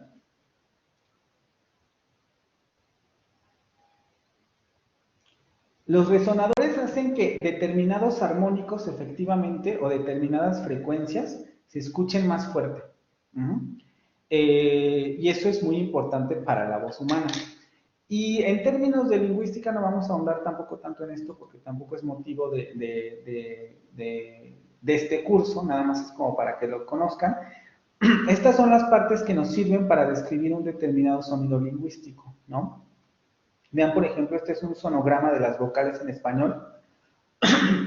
Y los sonogramas, tenemos dos tipos. Hay un sonograma de banda ancha y hay un sonograma de banda estrecha.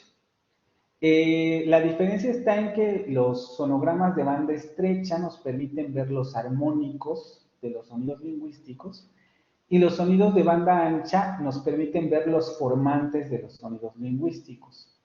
Aquí, dependiendo de cuál sea de qué tipo de cosas se quieran analizar, se ocurre uno y otro. Yo aquí solamente les estoy poniendo los de banda ancha, para que vean cómo se datan o cómo se recopilan los formantes en una representación gráfica. Aquí tenemos las 5 vocales I, E, A, O, U, y cada una tiene 3 formantes.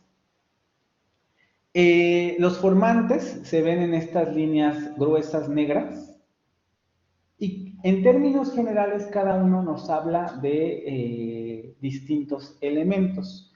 Por ejemplo, aquí tengo algunos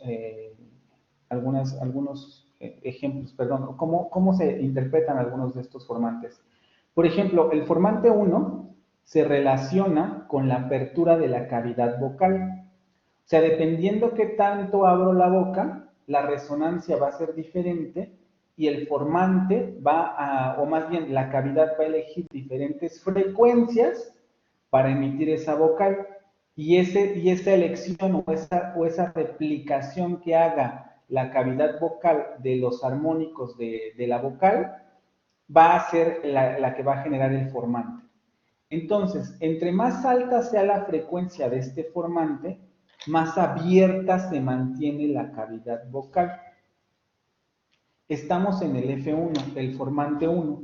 Si nosotros vamos a la tablita y vemos los formantes, efectivamente el formante 1 son los que están hasta abajo, vemos cómo efectivamente parece estar representando la apertura de la boca. Si yo pronuncio la letra I, la boca no se va a abrir tanto, entonces mi primer formante va a estar muy abajo. I. Mi segundo formante E va a estar un poquillo más arriba porque tengo la boca más abierta. Si yo me voy al A, la boca está demasiado abierta y el primer formante sube más. Si yo regreso a la O, otra vez vuelve a bajar porque estoy cerrando más la boca. Si voy a la U, otra vez se vuelve a cerrar más el formante. Vean cómo el primer formante está representando la manera en que se abre la boca y cómo esta abertura modifica la calidad del sonido escogiendo determinadas frecuencias por la posición del resonador. La boca es un resonador. Si la abro o la cierro, va a generar modificaciones en la onda originaria, que sería la onda de las vocales. En la onda de las cuerdas vocales.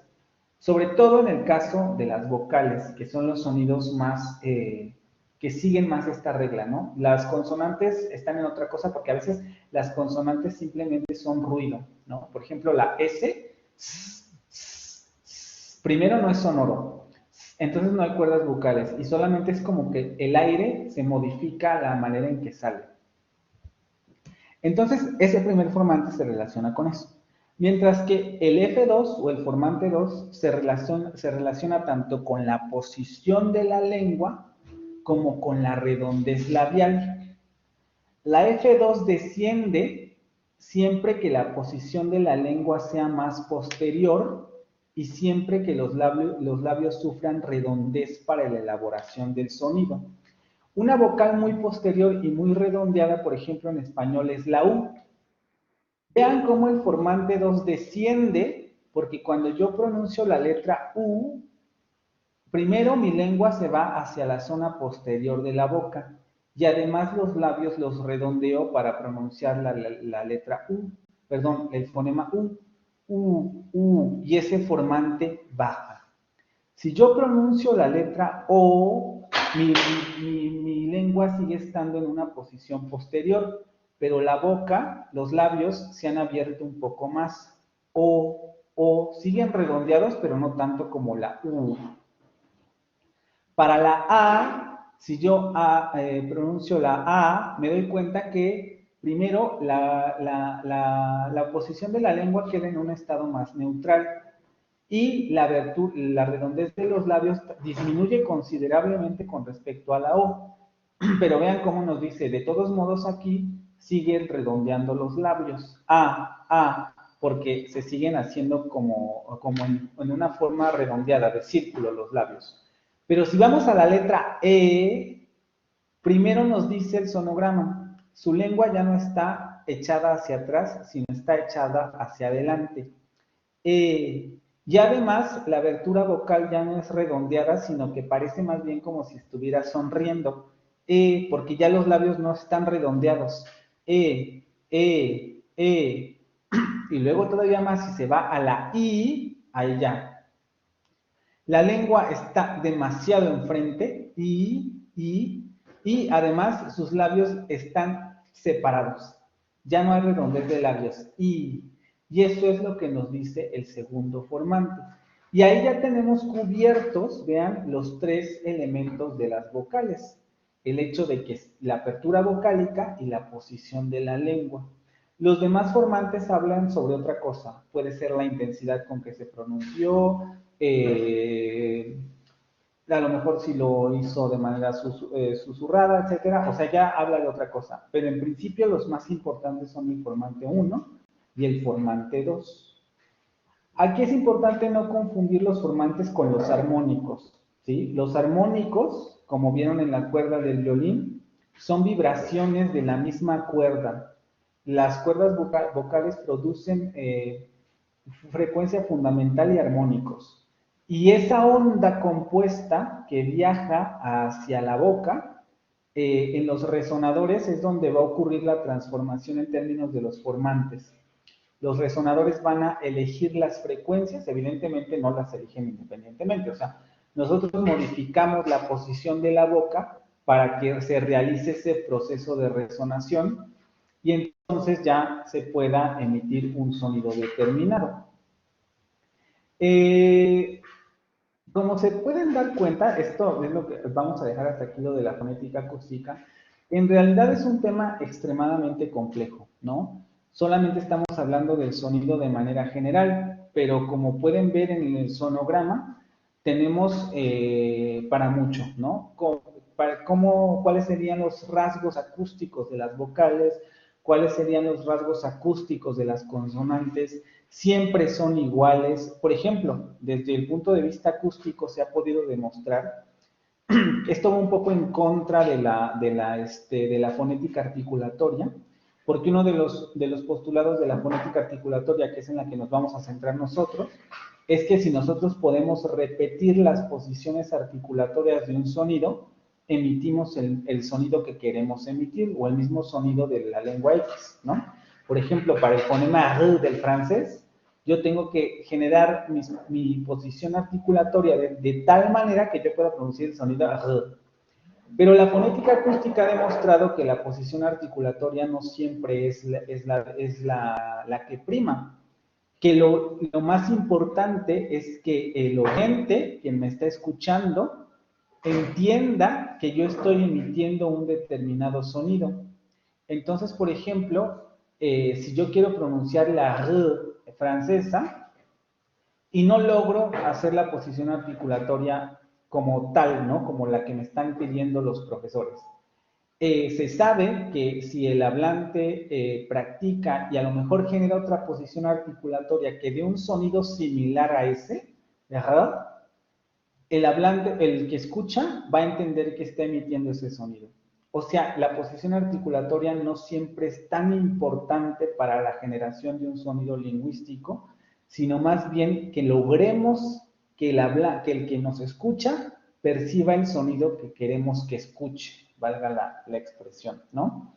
Entonces, en algunos sentidos, la fonética articulatoria tiene sus peros, ha sido la que más se ha utilizado y la que vamos a utilizar en este curso, pero la fonética acústica dice, bueno, no necesariamente tenemos que enfocarnos en cómo se articula el sonido. A veces, o en muchas ocasiones, también podemos centrarnos en el asunto de cómo, de la calidad del sonido, de que la otra persona perciba una calidad vocálica similar a la que queremos reproducir. Entonces, son temas muy complejos. nos vamos a quedar hasta aquí con la fonética acústica. Solamente era para que vieran más o menos cuál es su objeto de estudio, cómo se trabaja, etcétera. Y no sé, ¿algún comentario, duda con relación a esto que acabamos de ver?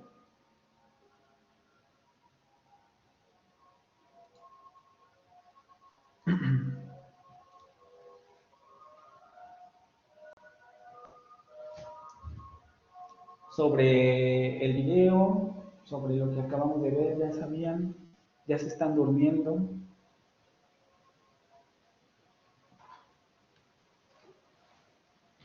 ¿Nadie?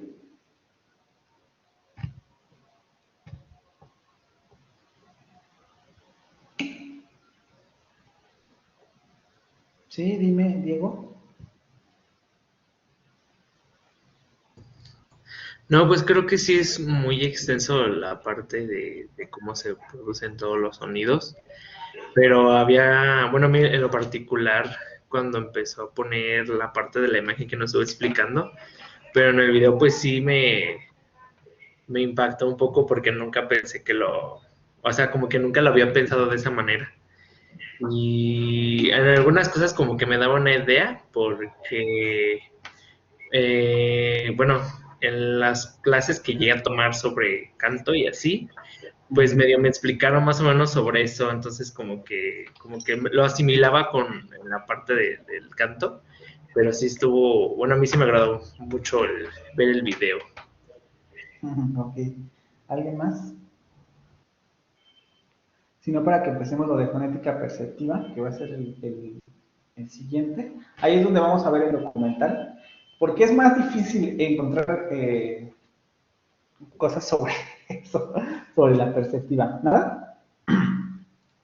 Bueno, la fonética perceptiva o auditiva, que sería otra de las ramas de la fonética, esta se va a interesar por esta otra pregunta.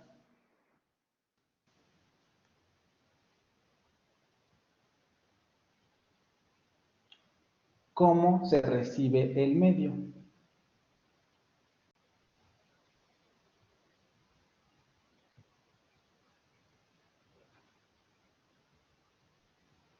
Debo confesarles que es en la que menos tengo conocimientos al respecto, pero es la más, también es una de las más, relativamente más recientes. Me interesa por estudiar los mecanismos por los que un hablante u oyente percibe los sonidos del lenguaje como tal, es decir, como constituyentes de un sistema que permite la comunicación. Permite dar seguimiento a estas tres situaciones. Al hecho de que el sujeto reciba impresiones auditivas, como lo vimos en el video y lo acabamos de ver con lo de fonética acústica, las ondas sonoras viajan y generan modificaciones en nuestros oídos. Y esa modificación produce señales para decodificarse. Entonces, en un primer momento, la fonética perceptiva o auditiva se enfoca en cómo recibimos esa estimulación sonora o esa estimulación de las ondas. Luego también se encarga de cómo el sujeto reconoce esas impresiones auditivas como significativas, era un poco lo que les decía. ¿Cómo podemos distinguir entre el sonido que pertenece al lenguaje y un sonido que no es lingüístico? También de eso se encarga la fonética perceptiva. ¿Cómo transformamos esos sonidos en sonidos lingüísticos perceptibles para el cerebro humano? Y por último, aunque les digo aquí ya más bien con reservas, ¿cómo se le da el significado a esas impresiones auditivas? En el sentido de, ¿cómo sabemos que cuando yo digo mamá, esa impresión auditiva estimula el oído, genera la señal eléctrica y cómo se transforma en el cerebro en un elemento con significado? Es decir, cómo se une en el cerebro o en la conciencia o en la mente del hablante con ese significado. En muchos sentidos, la fonética perceptiva a veces también llega a este punto, aunque esto ya es más difícil. Les digo, esto ya tiene que ver más bien con la psicolingüística. Se interesa, por tanto, por los procesos de recepción sonora, el oído como un resonador de la percepción y para la filtración de frecuencias, Vamos a ver primero un pequeño video de cómo funciona el oído y después veremos un documental sobre el órgano auditivo. Y ahí se darán cuenta, ¿no? El oído es un resonador de la percepción en el sentido de que las ondas sonoras entran y generan resonancia, evidentemente, porque chocan contra esos órganos y, por ejemplo, el tímpano absorbe esas ondas sonoras, comienza a vibrar y es el primer órgano que comienza a generar movimiento para que la cóclea, no, ¿cómo se llama el órgano este que parece caracolito del oído? Sí es cóclea, ¿no? Para que la cóclea, no lo recuerdo muy bien, pueda transformar ese movimiento mecánico que se da entre el tímpano y los huesos como el tabique y el yunque, lo transforme en una señal eléctrica. Se interesa por el proceso de conversión de la señal auditiva en señal eléctrica. Y cómo se utiliza el entramado nervioso para que esta señal eléctrica llegue al cerebro y se permita la decodificación de ese sonido. Vean cómo tiene una parte en muchos sentidos biológica, en el sentido de, claro, hay que entender primero cómo funciona la percepción, pero también se interesa por cosas como las que vienen. Se interesa por la frecuencia, ¿no? ¿Qué tipo de sonidos podemos oír, por ejemplo? Desde los 20 a los 30 hercios hasta los 2000 hercios, aquí ya sabemos de qué está hablando, de los 20 a los 30 ciclos por segundo, sonidos muy graves, hasta los 2000 hercios por segundo, o sea, los 2000 ciclos por segundo, hercios sonidos muy agudos. Pero somos especialmente sensibles, que aquí es en esta zona donde se originan los sonidos lingüísticos, entre los 2500 y los 5000 hercios. Ahí están más o menos los sonidos naturales del lenguaje. La intensidad, por ejemplo, la capacidad que tiene nuestro oído para recibir, ¿qué tanta intensidad pueden tener los sonidos para nuestros oídos? Es decir, ¿cuál es nuestro límite de percepción, para decirlo de otra manera? ¿En dónde ya nos lastima el sonido y en dónde no lo escuchamos? Adelante viene una tablita en donde se explica mejor esto. La duración, por ejemplo, hasta qué punto o cuánto tiene que durar el sonido para que lo podamos percibir. Y aquí se tiene la constatación de que solamente tenemos un límite inferior, es decir, solamente hay un límite en el sentido de, usted puede escuchar a partir de aquí. Por ejemplo, si el sonido lingüístico más breve está entre los 10 y los 40 microsegundos, un sonido que a lo mejor esté por debajo de esa duración va a ser un poco más difícil de percibir, ¿no? Y aquí está un poco la tabla que les comento. Abajo tenemos los hercios y arriba está en decibeles.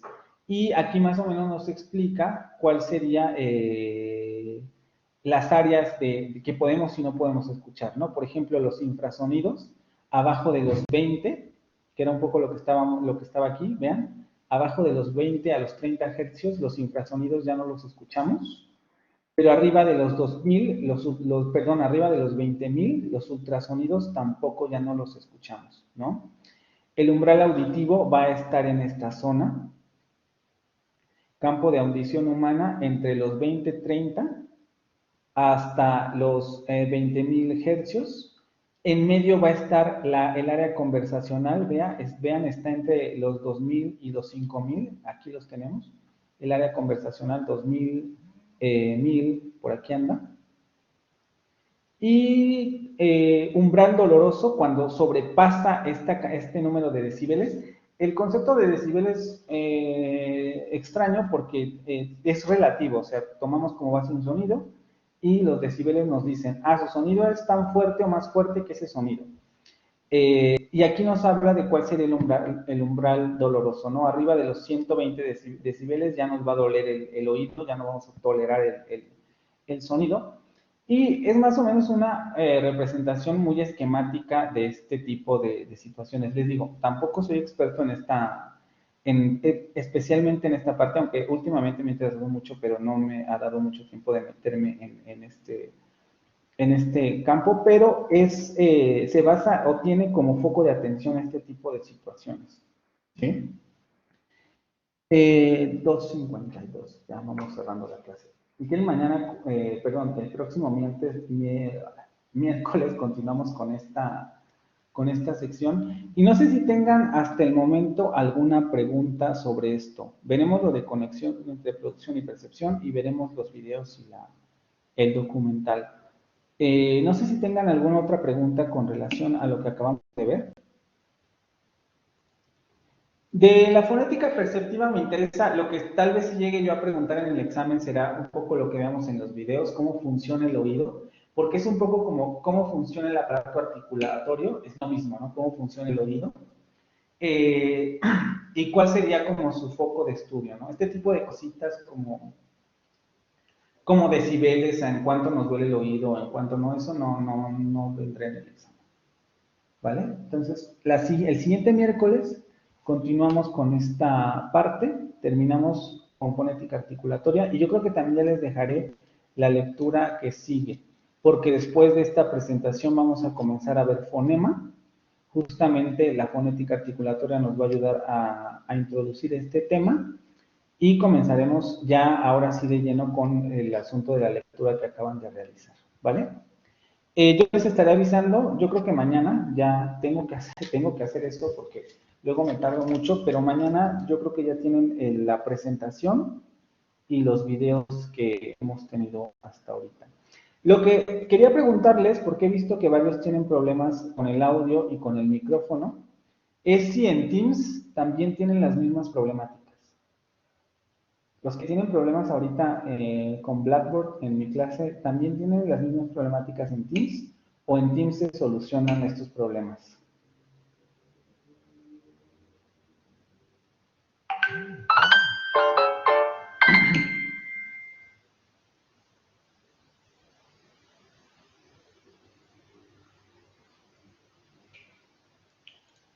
Ok, lo que podríamos hacer es, voy a habilitar un enlace en Teams, podemos intentar la siguiente sesión hacer la clase en Teams y si vemos que funciona mejor, nos quedamos ahí, ¿vale?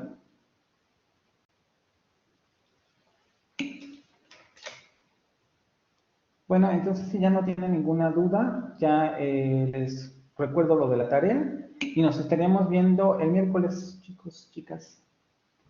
Sí, profe, muchas gracias. Nos vemos el miércoles. Gracias. Nos vemos. Gracias, profe, nos vemos. Hasta luego, gracias. Gracias, profe. Bye, hasta luego. Bye.